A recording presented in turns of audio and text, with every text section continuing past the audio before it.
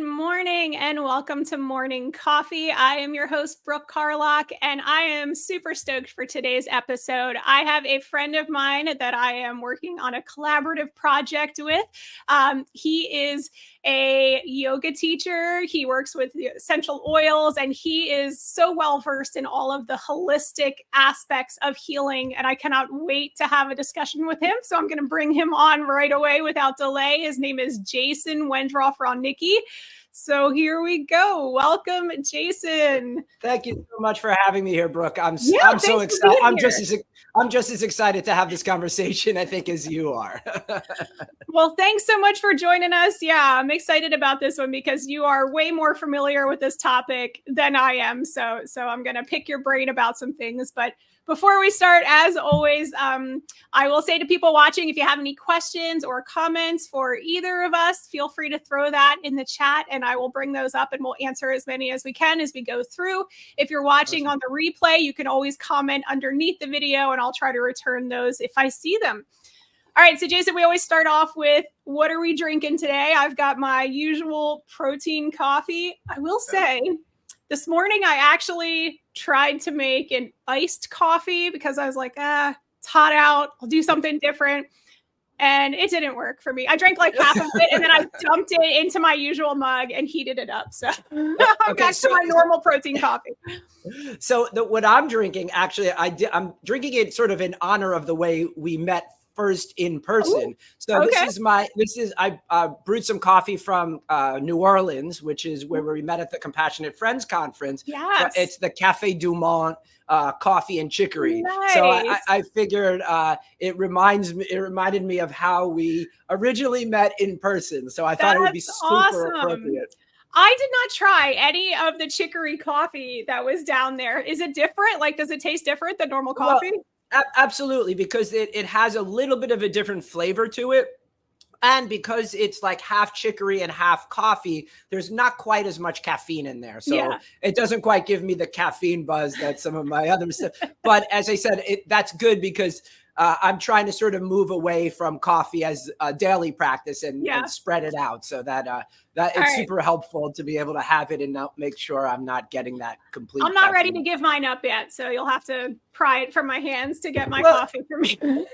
There's a lot of research that goes both ways on coffee. It's usually not the coffee itself, but it's the other stuff that we put in there. The dairy and the sugar and all that kind of stuff. So if you're doing it in a protein, kind of a bulletproof coffee type of way, then there's some good research about the health benefits of coffee. All right, good to hear. So like you said, we have met officially. We had interacted previously, but we officially met in person at the Compassionate Friends Conference in New Orleans, where you gave an awesome keynote speech. I was super impressed. So again, I'm so excited to have you on here to talk more about your grief journey and what you're doing now, because it's been a long time for you. So I will let you tell your story. So can you kind of start off just talking about your sister, Lauren, and your grief journey, the impact that your loss had on your life? Yeah, 100%. So I want to start actually by talking about Lauren's life because, and I want to make a point of this because so many grievers start with the death of their loved one rather than talking about where they lived, and where we focus our attention is so critical. So like she was my younger sister. I'm about a year and a half older than she is. She was about 5'3", and she had a really, really big head of hair. And in the 80s, there was an expression: the higher the hair, the closer to God. Right? And so if you grew up in the 80s, you totally understand. I get it. Yeah. You can get the visual. And I'm about 5'10", and her hair used to go right under my nostrils when I used to give her a hug. She was a smoker, and because of all the Aquanet she used to get the lift in her hair, I always, whenever I think of her, the smell of like Aquanet and cigarettes kind of comes into my brain. So every time I kind of get that smell, it's a really reminder. And we also have to remember that smell is one of our most primitive senses that even most researchers don't understand how it's used. And so smell can be a huge trigger for people, especially in dealing with their grief. And they're starting to learn now about how it actually functions and how it brings up the emotions and stuff like that. So she was a great dart player. She was the top dart player in her dart league. And she would always, And there was one time where I went over her house and I know she let me win because I stink at darts and she was awesome. And when I challenged her on it, she kind of giggled and pleaded the fifth and didn't know what I was talking about. So, but also our relationship was really challenging. She was a pain in my neck. And as with sibling relationships, right? Like there's a push and pull that happens. So sometimes we were really close, but other times we were kind of distant. And I want people out there to understand that when we lose someone, sometimes other people put them on a pedestal. So, and I want to make sure that I didn't do that with my sister. Like we fought, but that's now the stuff that I remember. Like it was out of love and it was out of caring for one another, that we cared about each other so much that we would actually fight. So, right. And when I first started I started to try to go to a couple of peer support groups, and everyone was like, my sister, my brother, they were the most amazing people in the world. And I'm like, time out. Like, yeah, my sister was great, but she was human. She had her flaws. We all do. And so how do we look at the person as they were? And so I really made it my mission to let people know that if you didn't have a great relationship while the person was alive, that's the truth of it. And, and you have to sometimes grapple with some of the tough issues that brings up. Absolutely. Yeah, I can totally relate to that. Like with Libby, she was only 10 and I seriously only have good things to say. Like she was the most incredible daughter, and anyone who met her will tell you she's the most incredible person. But I had very complicated relationships with my mom and my dad, who have both passed away.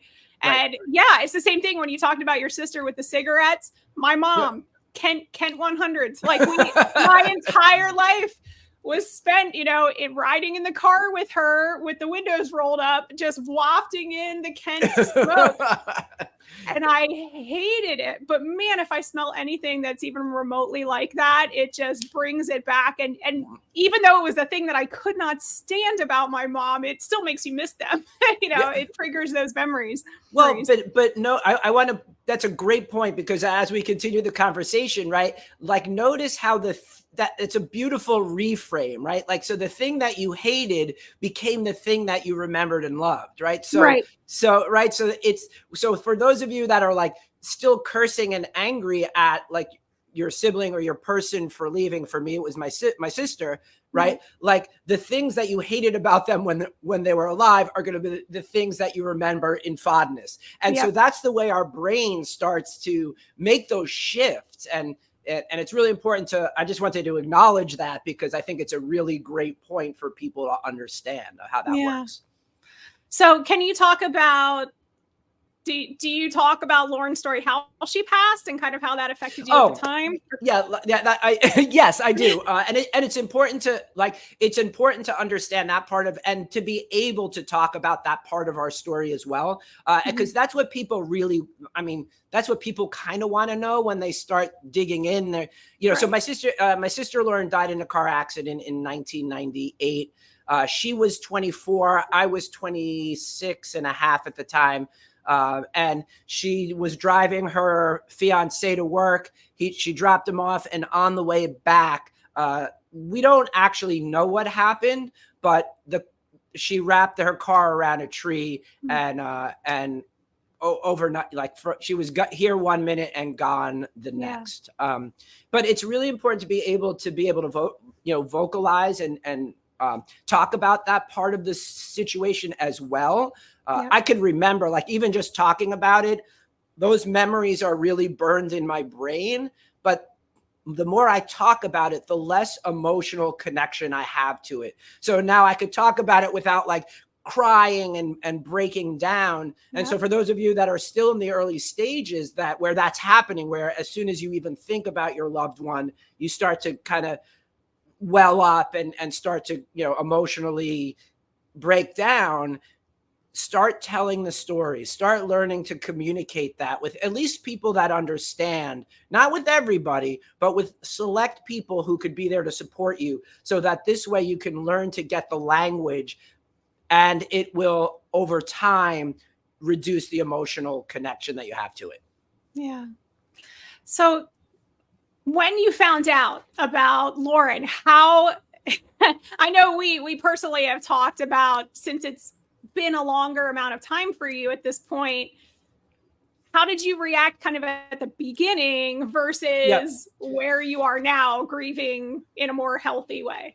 Okay, so in the beginning, I felt lost. I didn't know what to do. Nobody was talking, and even still today, the sibling component for grief is not really discussed all that much.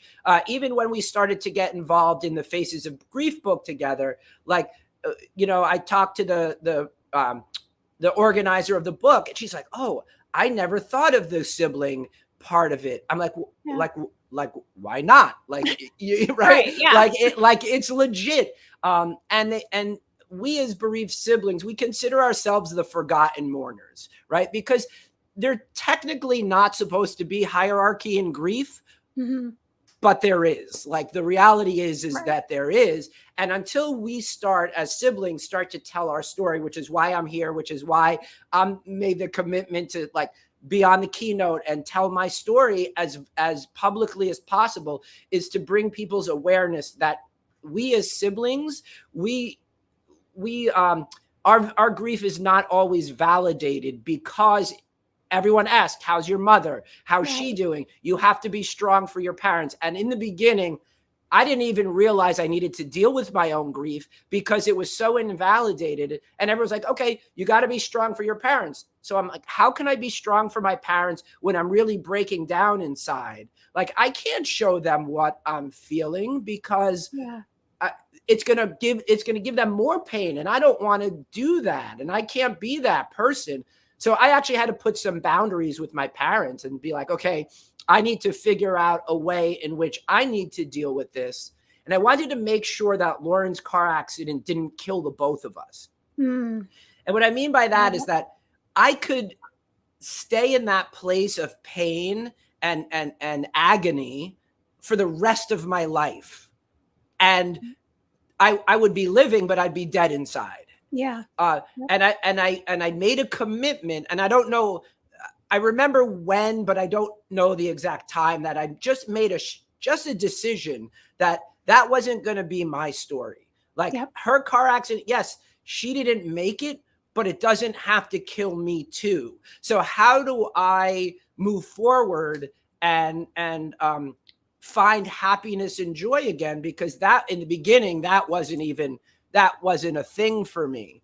And then I realized, so all of this stuff that I'm doing, working with now and helping people with, this is all reverse engineered from, like, I looked at my life and I'm saying, hey, what's working now?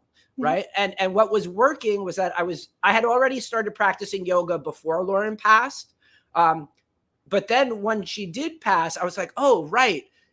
Yoga is really working for me. The physical practice of yoga was great. I'm feeling really good in my body. I'm feeling vital. Like I was experiencing some physical issues and pains because of my grief, and the yoga was helping relieve some of that. And then I'm like, what else could I do to help with that? And that brought me to like meditation and visualization, different things that I could do with my mind and with my vision to bring it inside. And then it just like took off from there. Like, oh, let's look at changing my diet and adding more exercise in and getting better sleep and including essential oils into my routine. And I'm still working, even 25 years later, I'm still working on how to make myself more energized and more vital, because that, from that place, when your body is like energized and full of vitality, then then it's easier to deal with your emotions and your thoughts, right? Because you're coming at it from a strong physical place, and then our mind and our heart then follow suit. And I was noticing the healthier I got, the stronger I got, I was able to deal with those strong emotions from a different place. Yeah, that's awesome. So a couple things really resonated with me there. One, what you said about the siblings being the forgotten mourners. I feel like, I also lost a sibling. I lost my sister Shannon 20 years ago. And it was a freak thing. She had pneumonia and we had no idea. And she died in the middle of the night in her sleep. And had 2 little kids. And I remember that feeling of, having to worry about my parents. And I ended up, because my parents were a wreck, and it was a whole situation where they were divorced and they didn't talk to each other. So I was like the go-between between the 2 of them. And so I kind of took over that role, and her husband obviously was distraught. And so I helped with a lot of the planning and stuff for that. But yeah, I remember people asking like how her kids were doing and her husband and my parents. And then I was like, yeah, she was my sister too. Like, exactly. I'm struggling here. This isn't exactly easy for me. And then I see the same things with my sons because their sister died. And especially my son, Max, it's a little different though, because I think a lot of it depends on the situation, because Max was driving the car when Libby died. So a lot of people ask about him and how he's doing because he was directly involved in it. And as you can imagine, that really, impacts your everything about your life after that. And I'm happy to say they're both doing well. But yeah, it's really kind of one of those, you guys are kind of pushed to the side a little bit in the hierarchy. So yeah, thank you. We need to be more mindful of the siblings. And speaking of siblings, I'm going to throw this up there quickly because you can't see this on your end, but Jordan is here and he said, "Oh boy, 2 of my faves." Speaking of sibling loss, Jordan Ferber, he also has a podcast. Have you been on his podcast yet? Yeah, it's been a while. Jordan, I think we need to do another one soon. But yes, a few years ago, maybe about 6 or 7 years ago, I was on his podcast. Yeah, Jordan's awesome. I had the chance to meet him in person for the first time in New Orleans as well, but also a huge proponent of recognizing the importance of sibling loss and dealing with that as well. And then we have another comment from Judy Olson saying, "Good point, Jason. Being intentional with our own health is a tremendous help with dealing with grief." It absolutely is, which kind of brings me into the next thing that resonated with me when you were sharing there, which is something that I know both of us are very passionate about. And we both kind of practice what we preach here. And also it's one of the first things that we tell people when we're trying to help them with their grief. And that's the importance of getting back to basics. And, I talk all the time, like before, and it's in my book, before you do anything else, you need to, as simple as it sounds, make sure you're trying to get as much sleep as you can. Make sure you are trying to get healthy food in your body, and make sure that you are moving your body on a daily basis in whatever capacity you can do all those 3 things. And you and I know it's so different at the beginning than it is once you're a little bit further out. But it's so hard to deal with the rest of anything if those basics aren't in place first. Yeah. And I think we also have to, especially in the beginning stages, we have to almost redefine what those basics are, because they are a little different in the beginning. Like you said, eat healthy. Yes, it would be great to have a full diet of organic whole foods and veg, but in the beginning, it's like, just eat food, right? Like, like just eat food. I know for so many, it's like they lose their appetite for a long period of time. And so going from like eating healthy, great, that's fine. But just eat food. You'll be able later on down the line when things start to work through, then you'll be able to upgrade your definitions and like, okay, then I can go, but make sure that you're eating. 1, 2 is making sure that you're having a sleep pattern, right? And we have to celebrate even these small little victories. Like, oh, I got up this morning. I put my feet on the floor. Today's a good day, right? Like, I hear that expression, any day, every day you're above ground is a good day. But like, every time you put your feet on the floor, right, it's a good day. Every time, Right. like, you know, if you have a trouble with some of the hygiene stuff, right, taking a shower, that is celebration, right? That is Heck yes. self-care. It doesn't need Yep. to be anything too complicated, because the more complicated we make things, the more we won't do them. And so we have to really Exactly. simplify things. And so if it's eating, you know, anything, right? Little Right. celebration. Getting up, taking a couple of breaths, getting your feet on the floor, little celebration. Yep. 7 to 9 hours of sleep, celebration. So like I'm all about Exactly. celebrating those small things, you know. That is so important to remember. And it's so much of it depends on your personality also. Like I mean,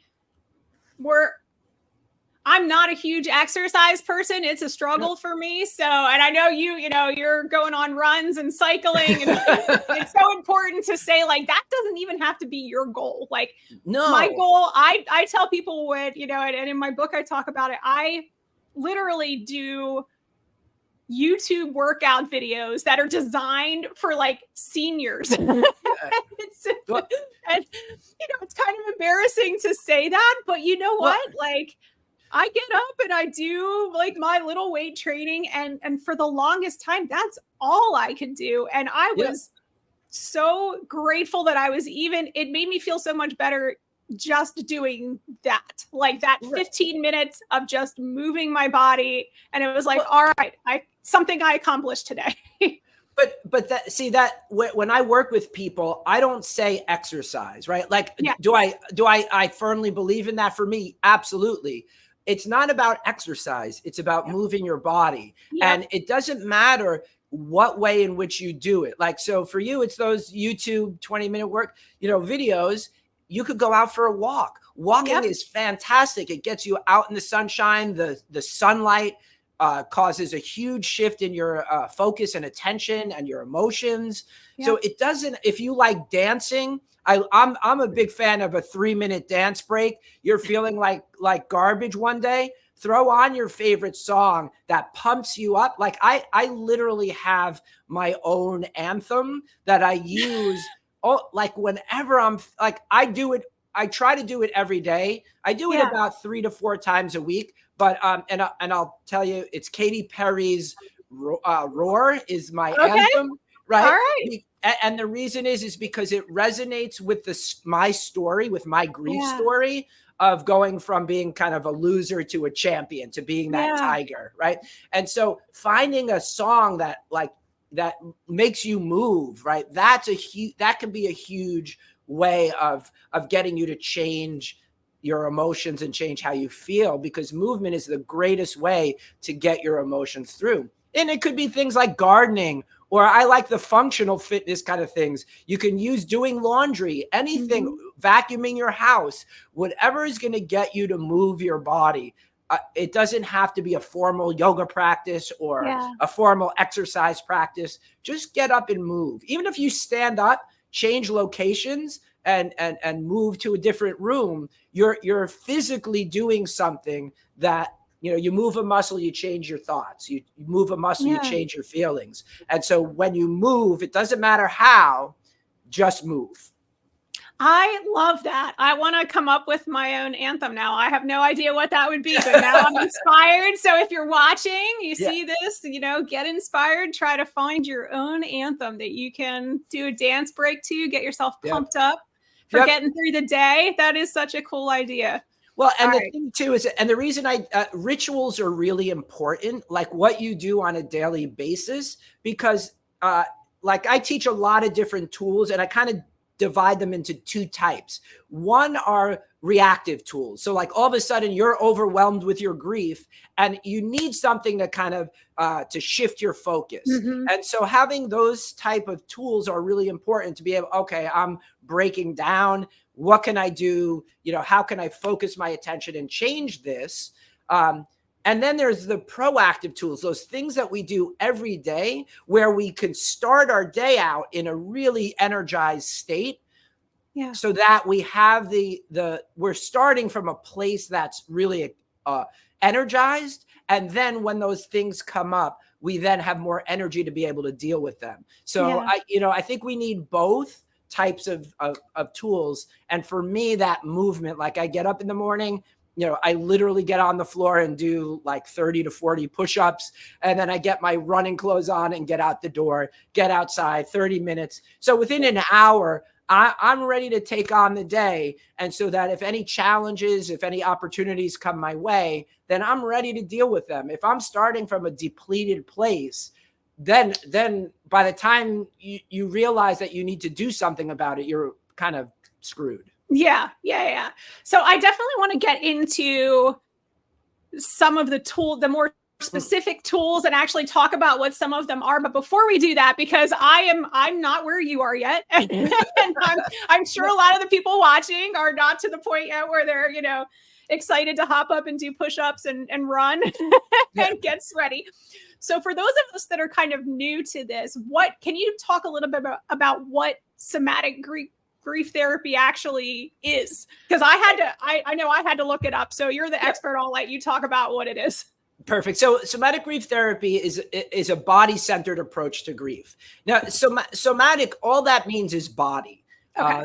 And there's a lot of movement, a lot of things out there now on the internet and stuff that are saying somatic this, somatic that. And most people are just focusing on the movement part of it, right? And most of the movements are actually yoga postures that, you know, and if you do a yoga practice, you're covering most of those physical movements.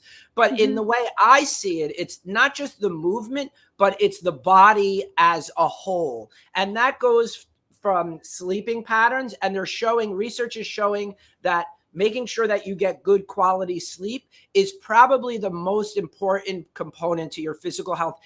They're showing even more than diet and exercise, but because sleep is where our body repairs itself. It's where our body can rest and revitalize. So if you're not getting good quality sleep, you're starting from a deficit.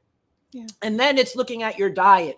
Now, because of, and I'm not going to go down this rabbit hole, but there's where we have a huge issue in the way our food is being produced in our agriculture industry, where our food doesn't have the nutritional value that it once had maybe 50 or 60 years ago, because they're not rotating the soil. They're not the soil is really depleted of its nutrients, which then in turn transfers into the plants. They're having to pick if you're getting your vegetables from the grocery store, from the grocery, then they're probably being picked too early to develop the nutrient density that we really need. So I'm more recently, well, maybe within the last 15 years, have been into supplementation as well, to making sure not you're just getting the supplements from Costco or, you know, these big brand stores, but really supplements that your body can utilize. And the one in particular that has had the most effect on my grief and on my mental health is making sure that we have a good omega supplement as well, in addition to multivitamins and minerals, because that's what keeps that's the micronutrients. So many people focus on the proteins, fats, and carbohydrates. Those are our macronutrients, but we really also have to focus on the micronutrients, all the vitamins and minerals that our body needs to function at a high level. I've gotten into that, you know, and so that being said, if our body is healthy, then our heart and our mind can kind of function better. So I call that the body up approach, right? Like we start with our body and then it helps our heart and our mind, but we also then have to look at the mind down, because our thoughts are vibrations. And when we think, we're creating vibrations that affect the cells of the body. There's a great book called The Physiology of Belief, where they look at cellular structure by changing our thought patterns. And our thought patterns have a huge impact on our cellular development. So we have to make sure that we're going in both directions, going from the body up and the mind down, so that this way our whole system is functioning properly. I love that. That is fascinating. So where does this fit in with like the traditional, when people think about grief therapy, right? Yeah. This is very different, it seems, than traditional grief therapy that you hear about. So can you talk a little bit about that, or like, does it work together, or, you know, how? Well, the way I practice it sort of combines all of it together, because traditional grief therapy is usually thought and heart centered, right? Like they will look at how you look at the world, how you see the world, and how you're managing your emotions. If you're only using those two frameworks, then you're missing a vital component, which is the body. And there's a huge relationship to your mind, heart, and body. And when you change one, you change the other two. So when you change the way you think, you also change the way you feel, and then you change the actions that you take. But also changing your actions can change how you feel and what you think. So, and then changing your feelings can change your thought patterning. So you have to, the way I work is that you have to look at not just each individually, but also the relationship between the three. And then there's this spirit which gets thrown in there, which I don't always talk about because, you know, it can be a little bit controversial, but we all have to connect to some higher power. And that's, you know, and that's the kind of fourth component. But you have to always look at the relationship of the three. And I don't really believe in balance. It's like a balance counterbalance, right? When we make a shift in, like, let's say our thinking, then the other two change, but then we have to look at that and notice how that affects the way we think and keep making adjustments. Yeah. So I'm thinking, like, when I'm listening to you say all this stuff, it's just kind of reminding me of what some people say when they watch my YouTube videos and things, where this helps for lots of different problems. so yes, it's grief related, but, you know, I have so many people tell me that, you know, they're depressed and my videos help them because they're depressed. And I imagine it's a very similar thing with you, because I've suffered from depression in the past, you know, that had nothing to do with my grief. And it is amazing the difference that it makes when, you know, you're lying on your couch, crying, not doing anything, watching TV all day, not getting out of your pajamas, versus when you make yourself get up and take a lap around the neighborhood outside. Just how much that can shift your perspective about things. You know, there's a couple things actually I want to, I could have gotten about 5, but I'll pick 2 or 3. Go. Right. One is that, right, the idea is that when you make grief separate from yourself, right? Like, and that's a lot of, also in a lot of grief therapy, we think, oh, well, the grief is something different for us, and we make it special in some way, right? Like, that's sometimes with our thought pattern, like, oh, I'm going to be a griever my whole life, and I'm going to, right? And I'd start to make it as part of our identity. And when it takes up a good part of our identity, then it becomes special. But when you start to realize that, oh, this is just one part of myself, right? This is just, you know, really just one moment in time that all of a sudden now I can then weave into the tapestry of all of the rest of my life. Like, in the beginning, I didn't want to be identified as the guy who lost his sister, right? Like, I was really adamant. I didn't want to be the grief yoga instructor because I didn't want it to take up a whole big part of my identity. In fact, I actually denied it for a very long time. And then when I started to embrace it as part of myself, then things started to take off and things started to make sense for me. But right, like we have to realize that dealing with life will help deal with grief, right? And it's part of us, not all of us. Definitely. Right. And so having a strategy that deals with that will help other areas. And grief is really a concept, right? It's not an emotion. It's not an action. It's not a thought. It's a combination of the three. And when we can, like, start to see, okay, right, you know, grief is a concept. Depression, I think, is also a concept where it involves all three. And when we can identify, okay, grief is making me do this thing, right? Like, I'm feeling this way. I'm feeling happy, or I'm feeling angry, or I'm feeling sad or frustrated, or, you know, I'll never be happy again. The thoughts that come up. So if we can start to look at the different parts, and for every one of us, all of our grief journeys are so different and our patterns are so different. So the pattern that I have, it'll be way different than the pattern that you have.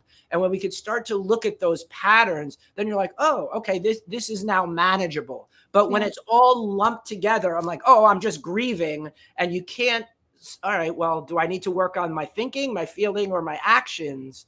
Right. And you don't know, it gets overwhelming. But once you can start, all right, I'm feeling angry right now, and it makes me want to punch something. And right. And then I have this thing like, you know, I'm always going to be angry, like, which is a thought, right? We can then say, okay, wait, where did it start? And we can look at the patterns and how it shows up for us. Yeah. Oh, I love that. I love that. So for people who are kind of just getting started, who maybe don't know a lot about holistic kind of grief practices, where would you suggest that they start? All right, so this will be perfect, because then I know I wanted to teach a tool. All right. So the first thing I would always start with is the breath. And why is that important? Now, you know, I know for some grievers, you know, people say, oh, just take a couple of deep breaths, and they're like, you know, forget it, that I'm not doing that, right? But the reality is that our breath actually can help to regulate our nervous system. And when we can learn the mechanics of breathing deeply, we can actually regulate our own nervous system to feel more calm and at peace. And I'm going to give you just and as I say, I believe in simplicity. If we make it too complicated, like breathe in, hold for 4 counts, breathe out, hold, like, then like our mind goes like, what the hell? But if we, so the 2 things I'm going to have you do, I want you to bring one hand to your belly and one hand to the chest. Okay. Right. And then I want you to close your eyes. So if you're listening out there, you can kind of go along with us too. Right. And I just close your eyes. I'm going to do the same thing. And I want you to breathe in and out through the nostrils, and just notice your inhale and your exhale and how it moves the body.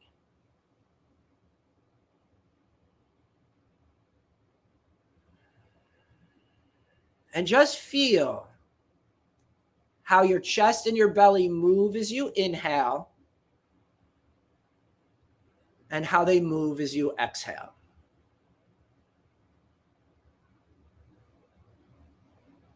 And then see if you can just slow down the breath just a little bit.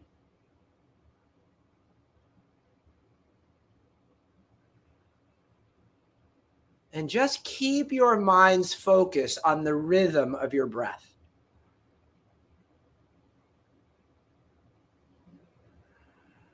And then on your next inhale, I want you to really fill up your belly.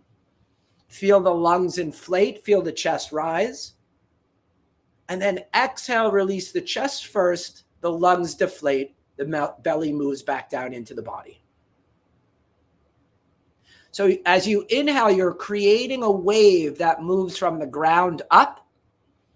And as you exhale, from the sky downwards.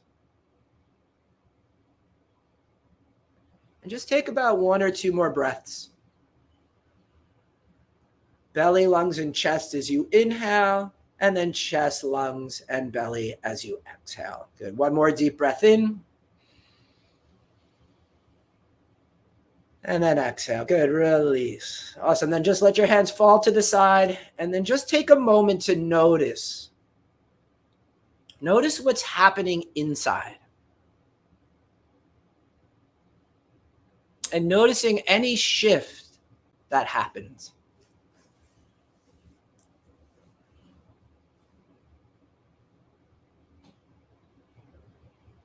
Good. And then when you feel like you kind of have a little understanding, really place that into all of the cells of your body.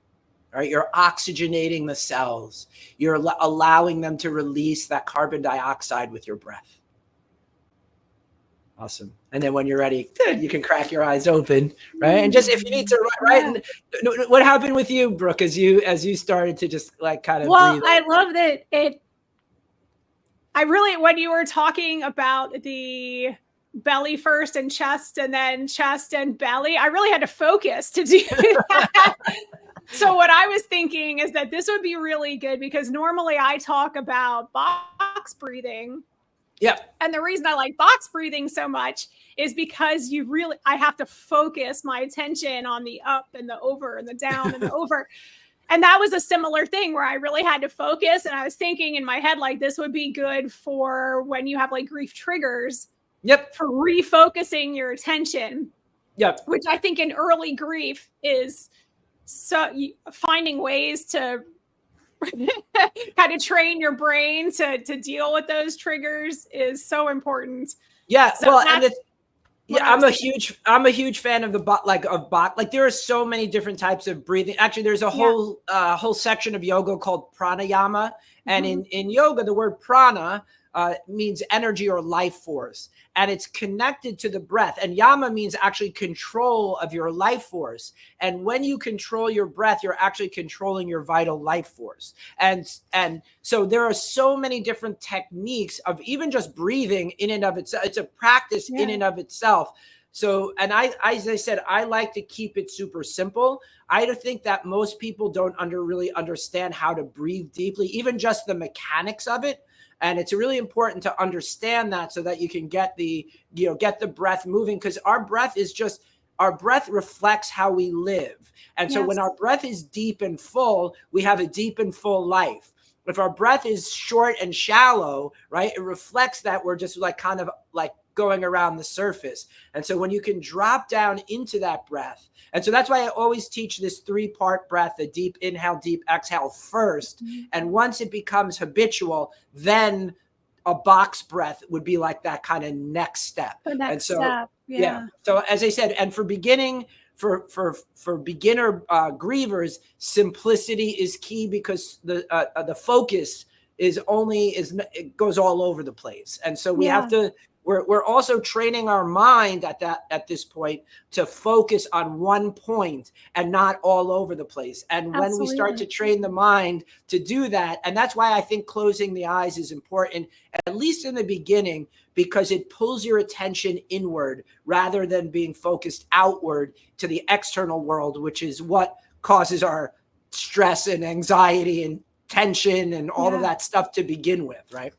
Yeah, absolutely. And I kind of want to stress, because there are some people that I'm sure that will see this or hear about like holistic methods, and they're like, oh, it's woo woo, it's not for me. Like, I was in, and I'm very open with the fact that after Libby died, a month after she died, I enrolled myself into a day program at a local behavioral health, basically a mental hospital. And this was one of the things that they did with us. And I mean, these are doctors, just whatever. I mean, they started us with this kind of thing every day just to get yourself centered. And it's amazing how much I suffered from panic attacks a lot. Like the breathing, it was a lifesaver for me with those panic attacks.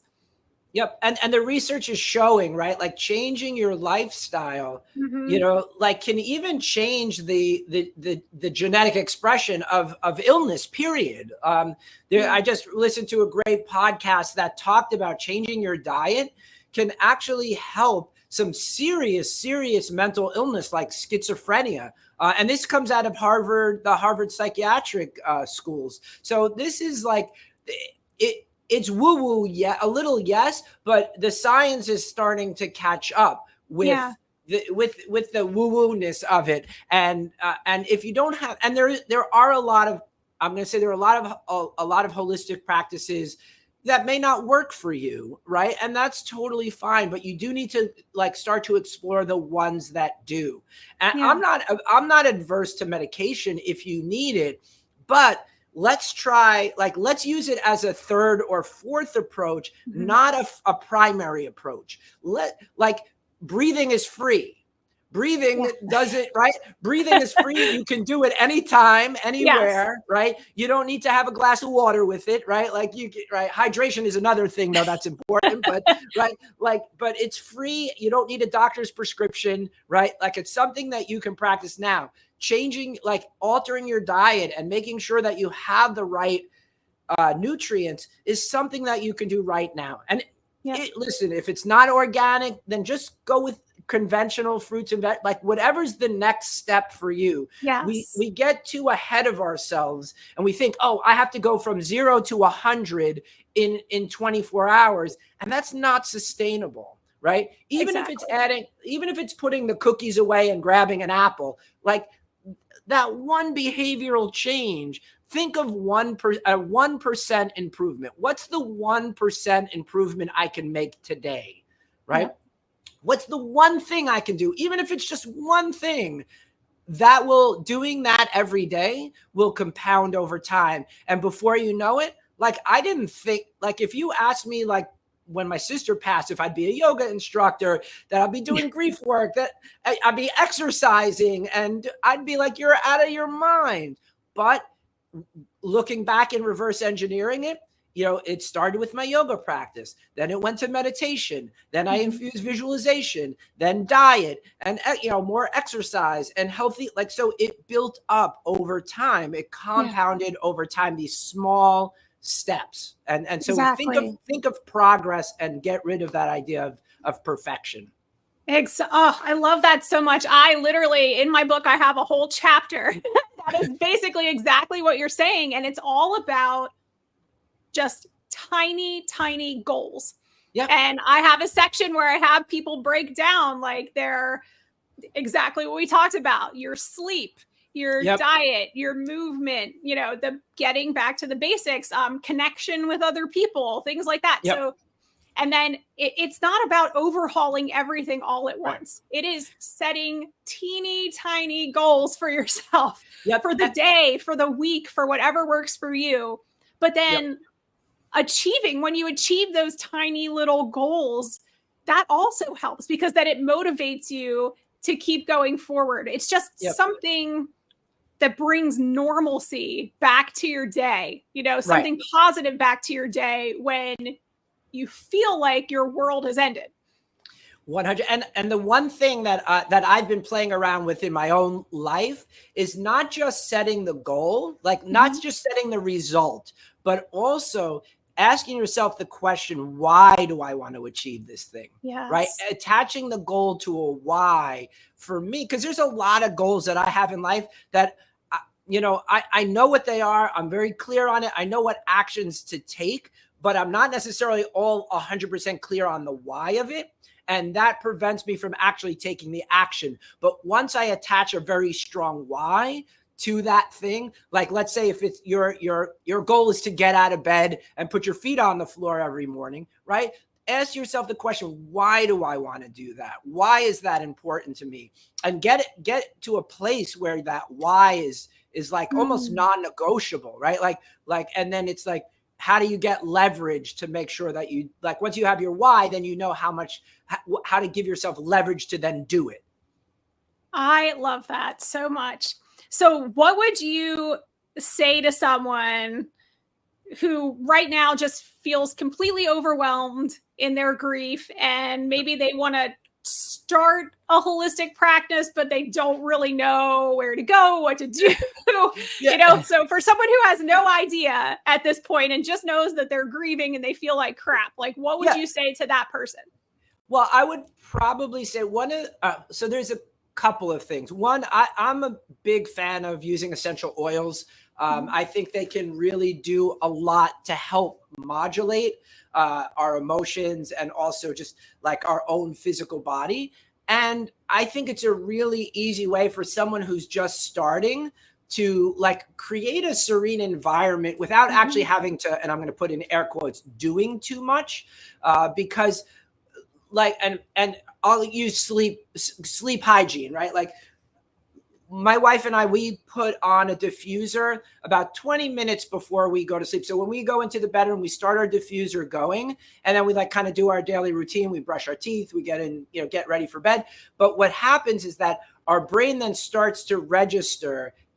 Remember I said our sense of smell right in the beginning. Our sense of smell is a really, really primary one of our senses that we don't really understand, but it's primal. And so what it does is it'll start to send the signal to your brain saying, okay, it's bedtime now. It's sleep time. And so that this way your brain starts to get that message. It's time to relax. It's time to chill out now.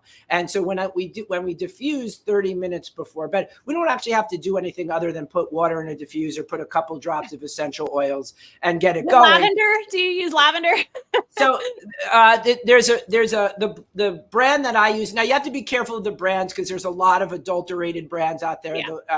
Yeah. And there's a blend that I use called Serenity, which has lavender, cedarwood, vetiver, and hoe wood. And so the lavender is good for help falling asleep. Okay. The cedarwood, vetiver, and hoe wood are help keep you asleep. So depending on what your issue is with that, right? And so this is a very simple way where you don't actually have to, you know, it's not like, oh, I have to process all this stuff and get myself all riled up, right? And you'll be able to like get a better night's sleep just by doing that. And then in the day, like in our living room, we have like other oils going on, like peppermint or breathe, or that are more uplifting to keep ourselves focused, you know. And there's a couple of oils for attention, depending on what you need throughout the day. So something like that is a really simple way of just creating that space in your environment to be able to like, okay, now I'm ready to either go to sleep or I'm ready to attack the day, and without really having to do too much. And there's a lot of research-based evidence around essential oils and how they kind of can help the body. Yeah. I've had a couple surgeries and they've started, I noticed now, using peppermint essential oil afterwards, because I usually get very nauseous when I have anesthesia. So, like I had to have my gallbladder out, and they made me breathe like peppermint essential oils when I was waking up. So yeah, there's definitely well, and the whole thing. And the thing, what's happening now is that allopathic medicine is learning from some of the holistic practices, and they're showing that they did a study at actually Vanderbilt Hospital in their ER where they were diffusing an immunity blend called On Guard, and they would just diffuse it in the ER. And what they looked at were employees' absenteeisms and like their work performance and their what do they call that? Their job satisfaction. And so they did a couple of things, and they noticed when they started to diffuse this blend in the ER, absentees went down, illnesses went down, and job satisfaction went up. So and this is in a hospital setting, right? This isn't in like some yoga studio somewhere. This is like an allopathic hospital setting. And even the pharmaceutical industries are realizing the power, especially of peppermint. When you said peppermint, they're starting to actually add it into medications because peppermint oil helps with the absorption of even pharmaceuticals. So some pharmaceutical companies are getting on board and including like essential oils within their medications to help absorption for people. So there's a lot of research-based evidence on, a lot of the holistic practices. So very cool. So, okay, we're I know. We're well on time here. I know. I feel like, I'll have to have you back on because I feel like we could talk forever and I've got so many things to ask about. But, but I want to make sure that I get to this. So if someone wanted to work with you specifically, what do you do with people and how can people get a hold of you? Okay, so they can go onto my website, www.somaticgrieftherapy.com. So I have a couple of things on the website, just complete complimentary. I have a recording of the keynote of that we were talking about earlier from the Compassionate Friends Conference. Awesome. I also have an ebook with essential oils, some essential oil suggestions on how to use them, like we were talking about how to use them. And I've split them out into a couple of different categories. One is like for stress, one is for focus, one is for sleep, and then just like an overall healthy upgrade with some of the supplement. All of them contain the supplementation that I use because I'm in better physical shape than I have been at any point of my life. And with my age, I probably look about 10 years younger than my actual physical age. So, and I have more energy than at any other point in my life. And I put that on my supplement, like having my supplementation dialed in and just having my lifestyle really dialed in. And you could also, so there's that. And you could also book a free call with me on my website too. So, and then connect with me on all my social media platforms. So awesome. So you're pretty much everywhere. Right. And you can access that all through my website. Okay. So you have the links to everything. Yep, the links are up on there. The other thing I want to also announce, because I know Jordan was on here and he's part of this and part of we have a free peer support group for bereaved siblings specifically. Jordan runs a meeting weekly. I run a Thursday night meeting. Jordan's meeting is Tuesday night. We have a whole bunch of other meetings throughout the week. We have one that's art-based, that's once a month. We have a writing-based workshop that's every other week. We have an LGBTQ meeting that runs every other week. We have siblings that died from suicide that runs once a month.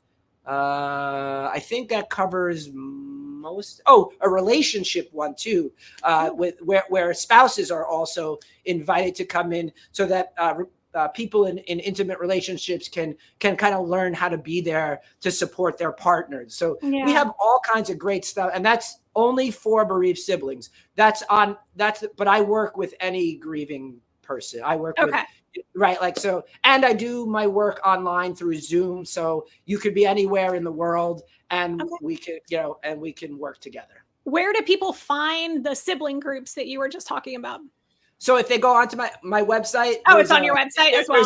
There's a link at the bottom of the page that's like a little resource link. It says free support group for bereaved siblings. So any bereaved siblings out there, I send out an email every single week with really what I'm doing to manage my own grief, because it is a lifelong journey. There's even as a seasoned griever, like there are things that come up. Like last year was the 25th anniversary of my sister's passing, so she was gone longer than she was alive, and that definitely caused a little, caused some definitely interesting thinking. And there's different challenges at all stages, and so it's really nice to be in that community, so you can workshop and talk it through with a group of your peers. Yeah, and then I definitely want to make sure we talk about in our last minute or two here our joint thing that we have going on. So Jason and I are part of a book that's coming out called Faces of Grief, and it is December. I guess it is. It's coming out, I think, December 8th. I think is the launch date. I think somewhere in the week of December 8th. Yeah. So I'm sure we'll both be posting things about that as it gets closer. But yeah, it is I don't know what you call it. It's like a compilation. Basically, it's a bunch of people who have had different types of grief who wrote chapters of their own stories. So yours is about siblings, right? And mine's about losing Libby. My son Max actually wrote a chapter about losing his sister and being responsible for the accident. So yeah, I'm excited. Yeah, and I think I like it because there's also a couple of non-death related grief stories too. So I think it really has a nice variety where you will identify with somebody's story. Exactly. I love how it's such a variety of people. And there are people like you and I that do the grief thing like on a daily basis, but then there are people who have like no connection to, the grief education world, and are just, regular people going through some crap. The thing I love about it too, and I noticed that when like some of our siblings each tell their story, having that variety is so important, because you want to be able to identify with someone, right? Like, and so like getting that support that you need, getting that help that you need, like knowing that you don't have to do this alone, that there are other people like really in your area probably, or at least in the world, that are dealing with some of the same struggles that you're dealing with. And no matter how nutty, like I've heard, like some of the grief stories are really, are really quite remarkable. And there's always someone out there that's dealing with something similar. I don't care how crazy you think your journey is, right? Like you think, I'm the only one. And we're designed, we're built for community. We're built for connection. And when you feel alone, that's the reason to connect and to really reach out and connect with people. Yeah, I love that. Well, Jason, thank you so, so much for joining me today. That was amazing. Like I said, I'll definitely have to invite you back because I felt like we could have talked for another hour. I told you before we started, I could talk probably an hour on any one of those questions. Yep. All right. Well, that was good for today. Thank you to everyone who was watching live. If you are catching the replay, again, if you have any questions or comments, feel free to leave those down in the comment section and we will get back to you with those. And yeah, so again, Jordan says, great stuff, guys. Thank you, Jordan. Yep. Lisa says, awesome, guys. Thank you. You guys are so welcome. Thank you for joining us. We really appreciate it. And I will be back in 2 weeks, 2 Sundays from now with the next episode. So join me for that. I look forward to seeing you. And we will see you later. Bye, everyone. Bye everybody.